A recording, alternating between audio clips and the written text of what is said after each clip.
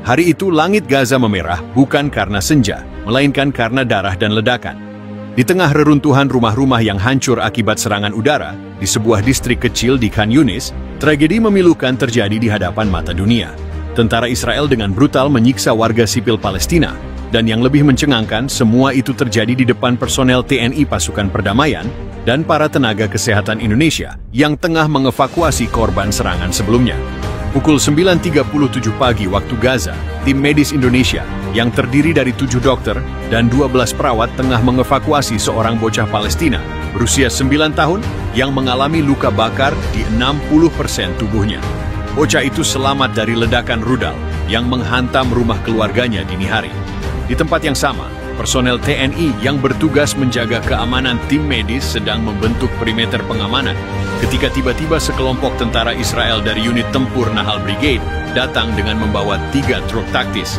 Alih-alih bekerja sama dengan pasukan perdamaian, seperti yang seharusnya dilakukan sesuai mandat gencatan senjata PBB, mereka mendobrak masuk ke area kamp evakuasi yang dijaga oleh pasukan Indonesia. Tanpa komunikasi, tanpa peringatan, mereka menarik paksa beberapa warga sipil yang sedang dievakuasi, termasuk seorang pria tua dan 2 perempuan muda. Apa yang terjadi selanjutnya membuat dunia membeku. Tentara Israel mulai menyiksa para warga sipil tersebut dengan cara keji, memukuli mereka dengan popor senapan, mengikat mereka di tiang listrik, dan bahkan mencederai bagian tubuh mereka dengan bayonet. Letkol Inf Arya Dwi Saputra, Komandan Pos TNI di lokasi, berulang kali memperingatkan melalui pengeras suara dan bahasa Inggris yang fasih. This is a humanitarian zone. Stand down. You are violating Geneva Convention. Namun peringatan itu diabaikan. Salah satu tentara Israel bahkan mengacungkan senjatanya ke arah prajurit TNI dan berkata dalam bahasa Ibrani, "Kami tak peduli siapa kalian. Semua Arab adalah teroris." Dalam rekaman video yang kini viral dan disiarkan oleh Al Jazeera dan Reuters, terlihat jelas ekspresi ngeri para tenaga kesehatan Indonesia yang hanya bisa menjerit dan menunduk, tak mampu berbuat banyak karena takut menjadi sasaran selanjutnya. Dalam keputusan yang luar biasa disiplin, prajurit TNI tidak membalas provokasi dengan kekerasan. Sebaliknya mereka membentuk tameng manusia di sekitar tenda medis untuk melindungi para korban lainnya. Tetapi kamera dari drone pemantau PBB berhasil merekam seluruh kekejaman yang terjadi, tanpa sensor, tanpa editan. Fakta ini membuat dunia tak bisa lagi membantah atau mengelak. Dalam waktu kurang dari 12 jam, cuplikan penyiksaan itu tersebar di seluruh media internasional.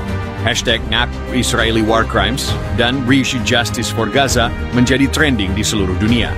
Tokoh-tokoh dunia, dari Presiden Afrika Selatan hingga Paus Fransiskus, mengecam keras kejadian tersebut. Presiden Prabowo Subianto langsung menggelar konferensi pers darurat dari Istana Bogor, didampingi Panglima TNI dan Menlu Sugiono. Dengan nada tegas dan sorot mata tajam, ia berkata, "Jika pasukan kami yang datang membawa obat dan harapan disaksikan menyaksikan kekejaman seperti ini, maka dunia telah gagal. Kami tidak akan diam. Kami akan mendesak Dewan Keamanan PBB mengambil langkah nyata. Bila perlu, Indonesia akan memobilisasi kekuatan perdamaian yang lebih besar ke Gaza." Tak hanya itu, Sugiono menyerahkan rekaman video kekejaman tersebut ke Mahkamah Pidana Internasional, ICC, dan meminta penyelidikan atas dugaan kejahatan perang oleh Israel terhadap warga sipil Palestina. Sementara itu, pihak militer Israel tak memberi tanggapan resmi, hanya menyebut insiden tersebut sebagai operasi keamanan rutin. Namun tekanan kepada Amerika Serikat meningkat tajam. Kongres AS dilanda debat sengit soal keberlanjutan dukungan militer ke Israel, apalagi setelah video menunjukkan kekejaman terjadi dalam zona aman yang ditetapkan oleh PBB dan dijaga oleh TNI. Insiden ini menjadi pukulan telak bagi ilusi perdamaian di Gaza. Dunia kini dihadapkan pada fakta telanjang. Bahkan di bawah pengawasan internasional, kekejaman masih terjadi. Dan pelakunya adalah negara yang selama ini merasa kebal terhadap hukum internasional. Namun di sisi lain, keberanian dan keteguhan TNI serta para tenaga kesehatan Indonesia mendapat pujian luas. Mereka bukan hanya menyelamatkan nyawa, tapi juga menjadi saksi bisu yang akhirnya membuka mata dunia. Indonesia bukan hanya penonton di panggung dunia, ujar Jenderal Andika, Kepala Staf Gabungan, "Kami akan berdiri di garis depan. Bukan untuk perang, tapi untuk keadilan." Dan kini, dunia menunggu. Apakah Dewan Keamanan PBB akan bertindak? Atau kembali membiarkan Gaza terbakar di bawah bayang-bayang impunitas? Pagi itu, langit Gaza tampak kelabu. Debu dari reruntuhan bangunan menyelimuti udara, dan aroma mesiu masih terasa pekat. Di pos evakuasi medis Indonesia yang terletak di sektor 6B Khan Yunis, 19 orang tenaga medis Indonesia sedang bekerja tanpa henti mengevakuasi korban-korban yang terluka akibat serangan udara Israel sehari sebelumnya. Di antaranya adalah anak-anak, wanita hamil, dan manula yang menderita luka berat, dehidrasi, dan trauma mental.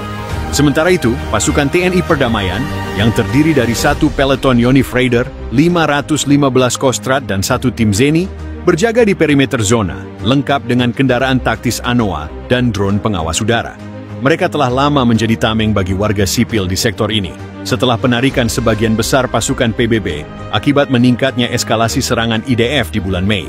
Namun, pukul 9.38 pagi, semuanya berubah.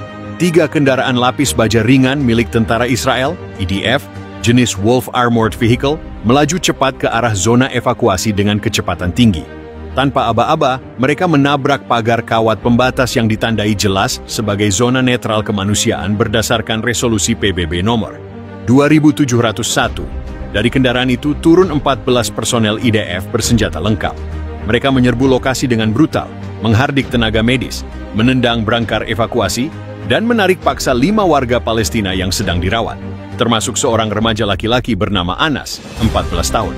Seorang ibu bernama Lamis, 32 tahun, yang baru saja kehilangan 2 anaknya dalam serangan udara, dan seorang kakek berusia 71 tahun.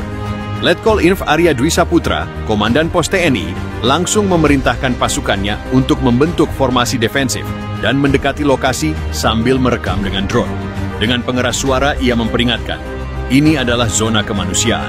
Tindakan kalian melanggar hukum internasional dan konvensi Jenewa. Segera tinggalkan wilayah ini." Namun peringatan itu tak digubris. Salah satu tentara Israel justru memukul wajah Anas dengan popor senapan. Lamis diseret dan dipukul punggungnya dengan tongkat logam hingga ia menjerit kesakitan.